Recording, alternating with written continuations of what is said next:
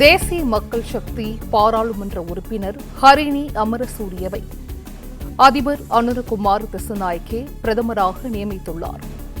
தேசிய மக்கள் சக்தி பாராளுமன்ற உறுப்பினர் ஹரிணி அமரசூரியவை அதிபர் அனுரகுமார் திசுநாயக்கே பிரதமராக அறிவித்திருக்கிறார். இலங்கையின் 16வது பிரதமராக ஹரிணி அமரசூரிய நியமிக்கப்பட்டிருக்கிறார். கூடுதல் விவரங்களை செய்தியாளர் பிரபுரா வழங்க கேட்கலாம். பிரபுரா, வணக்கம். இது குறித்தான முழு விவரங்கள்.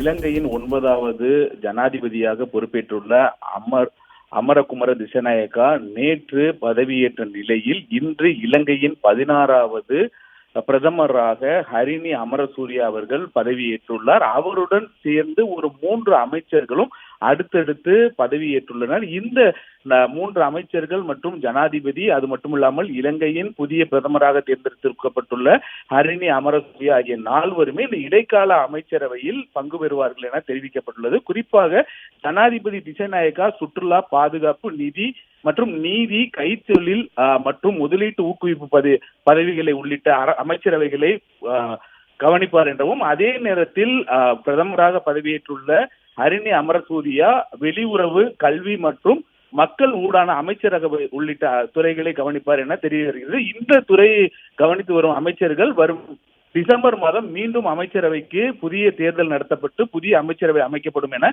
இலங்கையில் இருந்து வரும் தகவல் தெரிவிக்கின்றது.